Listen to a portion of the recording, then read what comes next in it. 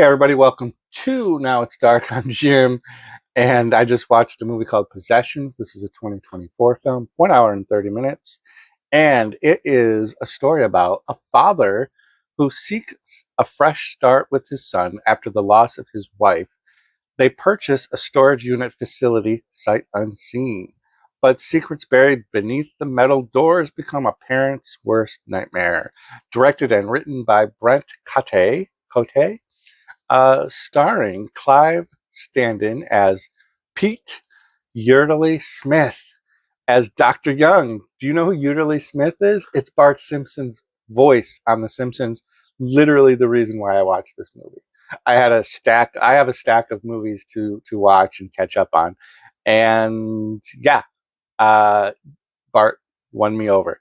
We have Father Man, played by Casey Clyde, Tyler Mason Wells, and some other people as well. Again, written and directed by Brent Cote. And this movie released in April, and I had a hard time finding anything about this, and I forget which one of the streaming platforms. Usually I write it down, and I didn't, so sorry. I do have a lot of notes, which is weird because this is kind of like one of those middle of the road movies for me. It's not mad that I watched it. Don't know that it's like doing anything new to the genre, which has been kind of the theme for me for 2024. I think we're getting a lot of horror movies, but nothing's, well, I shouldn't say nothing. Very few are doing anything to elevate the horror genre, in my opinion, right now. So we open up with dad and the son, and he's like this very redhead kid. And I was looking at the dad, and I'm thinking, Mom better be a redhead if they show like a flashback or a picture of her, because this kid, I'd be wondering if he was my son or not. I'd be like, Dr. Phil, we need a DNA test or something. Yeah, so they're on their way to their new home, which is a part of the storage unit facility. There is a living uh, house kind of thing also included in that. And you can see that there's like a little bit of a disconnect between the father and son. Still kind of grieving, and we find out that the dad has some history with alcohol, which becomes a pretty heavy theme later on in the film. So the son is reading comic books, which I immediately took notice of because I'm a comic book fan. And they are doing the we have to stop for gas on the way to our location thing, which is a common thing in movies. And there's a rack of comic books, which honestly I haven't seen in a store, gas station, anywhere in double digit years probably. And maybe I'm just not paying attention.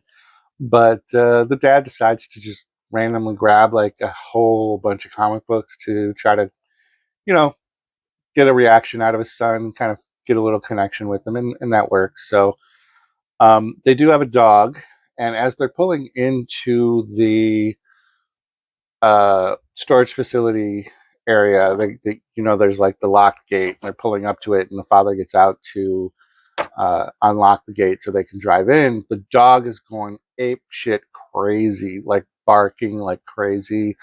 Like this dog was ferocious, and it really came through.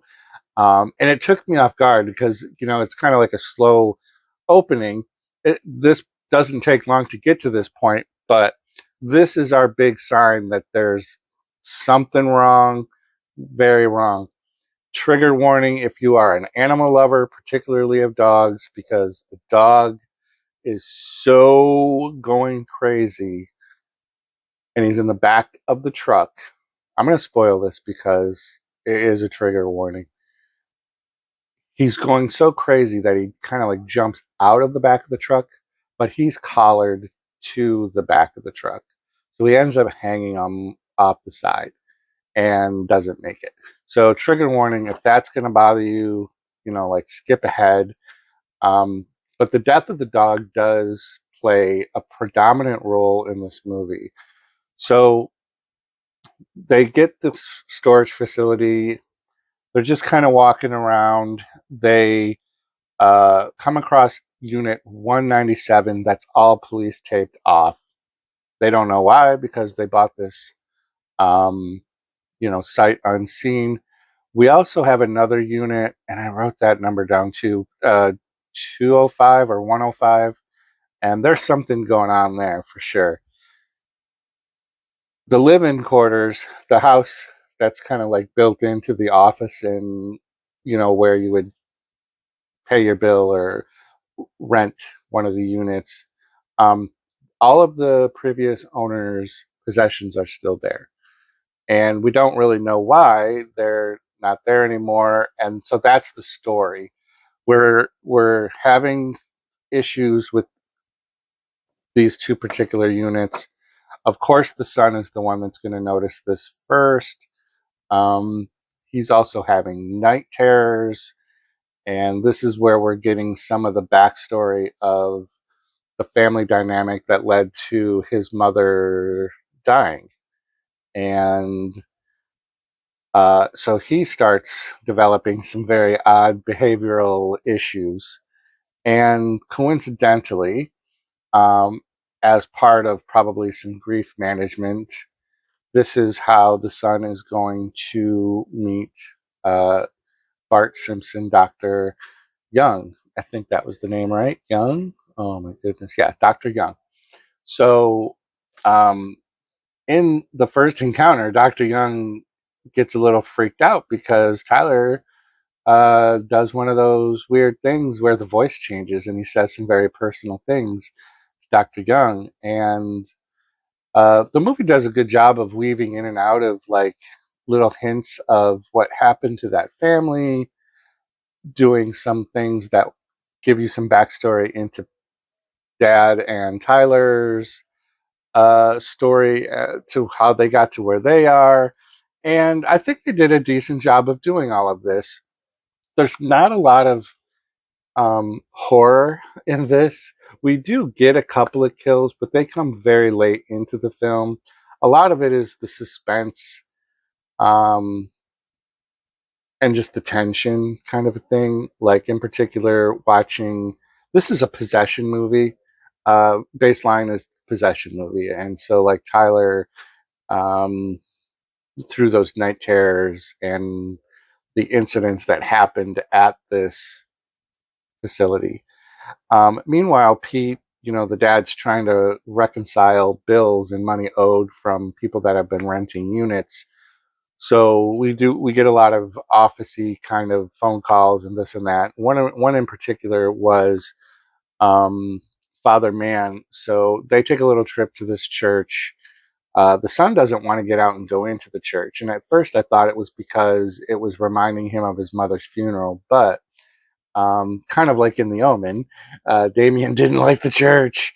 And I think that ended up being really the reason why Tyler didn't want to go in. That was supposed to be like our clue, like he's in the middle of being possessed. And so the father that we meet, you immediately get like a sussy vibe from, and it's like, is it just his character, or is there something more going on? But everybody is intertwined into the family, the original owner's family's backstory, and why they are no longer there. And without giving spoilers, I'm not going to say any more to that, but we do get like a little climactic ending. It was kind of fun the way that it ended. It wasn't necessarily what I expected, and I think it was a fitting ending. And I think overall, this is not like a horrible movie.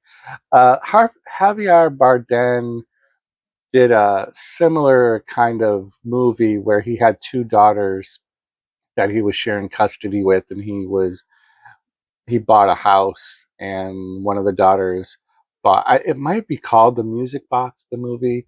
If you can remember, down in the comments down below, let me know, because I'm pretty sure it was The Music Box.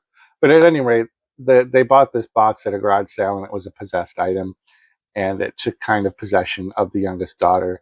So I kind of think this is like the Walmart version of that movie a little bit, in just the sense of that it's kind of like a possession, a takeover of a young child that's grieving, or dealing with like depression and things like that. So that's kind of the theme of the movie. It's fun to see Yardley Smith for me anytime uh, because you hear that voice and you think of Bart Simpson.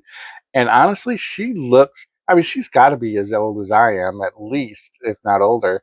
But she looks good. She did well in this movie role. I think it was a very fitting part for her.